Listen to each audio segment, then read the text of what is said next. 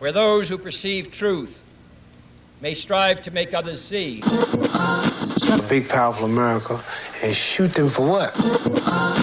On that continent, we are trying to forge a new identity for which we need each other. Good evening, Blackbirds. My name is Sleepy. I am going to be your bookman and host for today. In terms of today's topic, the draft, and there's currently news being reported about the draft being open to being in terms of the details surrounding this story. I want you guys to understand something, that there, in terms of House and Congress, there appears to be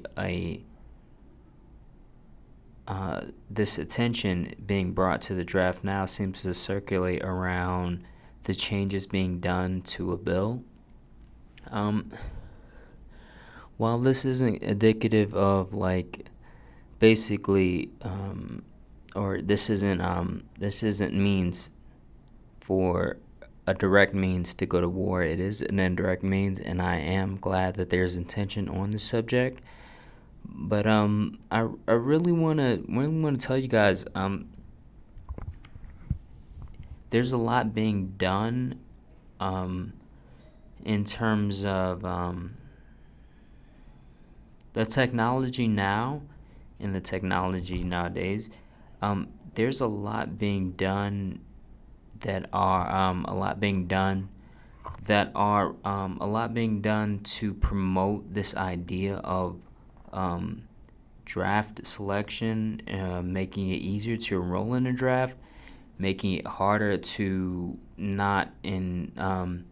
to exempt in any way, whether that be medical, whether that be conscientious. When it comes down to escape, it does appear to where there was a lot learned from people when they wanted to really escape the draft, in terms of run from the draft for the Vietnam War. A lot of people are expecting one thing, but I think are expecting to be able to somehow get out of the draft in one way, and I think that they're determining this particular method, or this particular method is based on I'll say what has worked in the past. And what has worked in the past, it does appear, like I said before, that they learned from this. This idea of, just to give you a rundown, history military drafts, in terms of the Civil War, there was a draft for the Civil War, World War I, World War II, the Cold War and Korean War, and Vietnam War. In terms of attention, and that I really want you guys to understand, is that the military is at an all-time low right now, and they have, particularly in the past, they've expanded this element of who qualifies to be in the draft, and particularly this, I think it is they were able to expand it in the past, and I think the Civil War, they were able to expand this to really meet their requirements, and there are definitely changes in terms of warfare, but the idea is they are placing themselves under the surface. While it may not be above the surface where we can see, it is under the surface things that are being passed that that our House or Congress are passing in terms of really trying to get more people involved into this particular draft. This idea of equality, they're really this we, in terms of disguising more people and more bodies under the guise of equality, is definitely being something. It definitely seems to be something to worry about more and more. While in terms of the inclusion of women in the draft, that is a debate, and there is a debate circulating around requiring them to register for selective service. There appears to be a draft age adjustment to worry about in the future for their age range. Right now it's 18 to 26. It could expand out even further. In the history, it's been up to about 40, but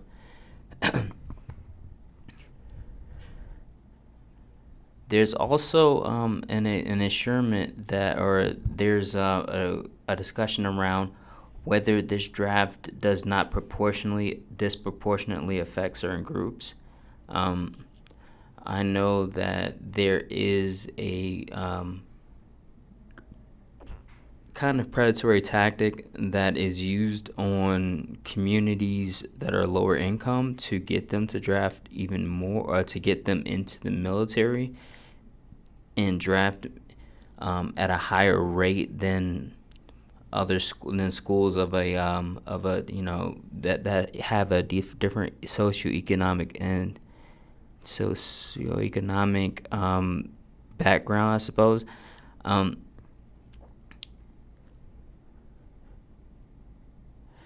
Now, I really want you guys to understand that one thing that's really made clear about this draft is that there is a the advent of technology. They're keeping up with technology. The idea of male is obsolete. It does appear that if in any turn that we will have to worry about if we have to worry about a war of any type, that we do have to worry about things like the selection process, particularly in terms of actually enrolling in the enrollment process, is keeping up. In terms of they're making it easier to enroll into the military, and it's something that is it seems innocent before, it would seem innocent, but when you take into account the agitation of really between the agitation of pressures, world pressures right now, it's definitely something to worry about and keep your eye on. In terms of this process right now, I really want you guys to understand that, of course, being used, they're hiding what they're doing under. They're hiding the advent of really including more people under. It seems under this guise of equality and under this guise of making it more convenient to families to sign up, and it's something that we really want to take into consideration. In terms of drafting, if you guys for some reason aren't able to find yourself in a combat role, or if there's a way out of a combat role, I want you guys to understand that they have non-combat roles, especially now, more so than the past. And I want you guys to really understand that this element of being an objector to war, it's one thing that has been, under making it more convenient, they've made changes to the application process to object, and to consider yourself a conscientious objector to this war. And in terms of what takes place now, this idea of really making it harder to become a conscious objector is making it is really under the guise of making it more likely for you to more likely for these particular people to come into non-combat roles. Medical and psych evals they're lowering the bar. A lot of people they're calling this element of they're having a significant, there's a significant rise in the element of mental health right now, and they seem to be acting accordingly. The medical and psych evaluations, they're lowering the bar in more ways than one. I really want that to be understand. I really want you guys to also get if they do call, if there is an active draft, there is going to be combat training, and really that comes before actually sending us over or sending people over. Hopefully this doesn't happen, but the idea of the idea of really keeping up with these guys is really built into people who understand the selective service system in terms of the website. There's Department of Defense instructions, particularly 1300.06. There's also Army regulations. This is AR 600-43. There is National Defense Authorization Act. There's also the idea of there's also first off, there's another document called the Marine Corps Order 1306.16. This element, let me see. I went to, I think, 2 of these websites, and one thing that seems to be really clear is that they're feeding people. They're feeding soldiers in a way that, in terms of they're feeding soldiers not really nutritious meals, but rather they're making it more accessible for soldiers to get meals like we would get, like outside now, Wendy's, McDonald's, and soldiers are being, they're able to buy with their stipends from these foods that are outside the base, that are right outside the base, directly connected to the base in some way, shape, or form.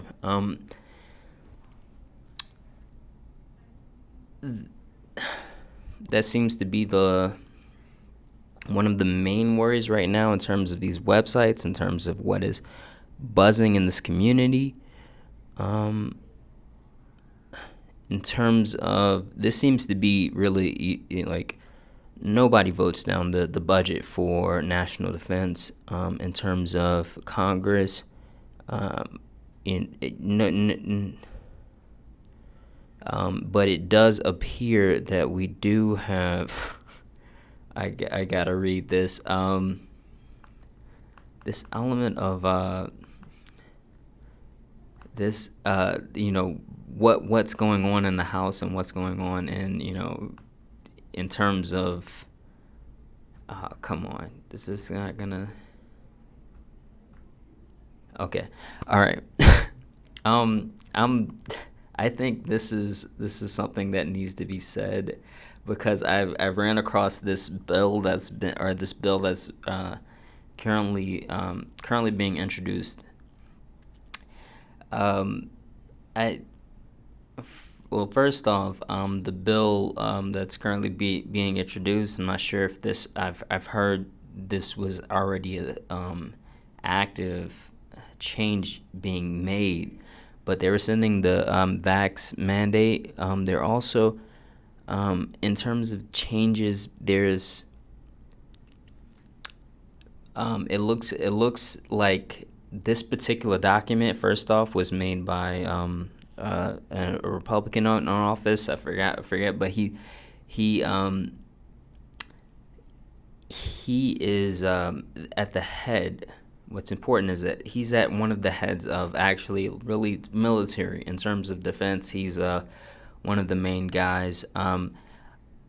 In terms of this particular bill, I really want you guys to understand that, or I really want to make it clear that he's making, like, the way in the language in which he's writing, it's painted with Republican, like it's I mean the stereotypical bill. It's not painted in the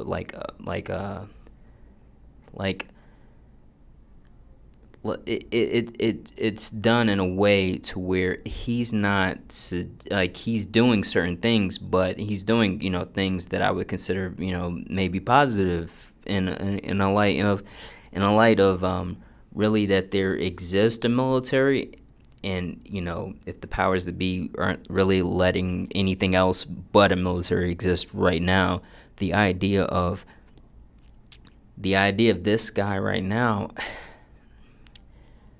the language is literally, I think literally I think the last page says Biden's woke ideals, and he says that in the particular language of the bill.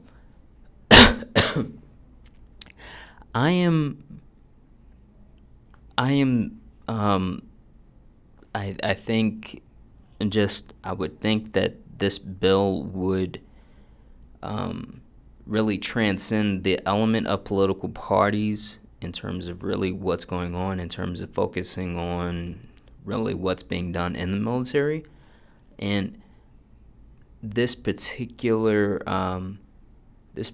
document, it does not transcend like any of the political party beliefs. Like, this is very much like I really note one thing, the idea of more housing allowance to military families, but there seems to be a focus on how the Biden administration really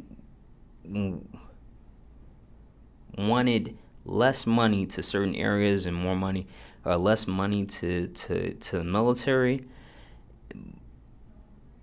and the way in which he combats that, and the way in which this document, like I said, this document is drafted to a degree to where I worry particularly about, like, really when it comes down to, it seems to be that this is something that this political party system, this two-party political system, I think this is very much alive to a very serious extent of really the governing structures over us, and it's being kept alive, especially through documents like what I'm seeing here. In terms of the document now, this is the FY23 National Defense Authorization Act. I really in terms of what we're looking at right now, we are looking at suicide.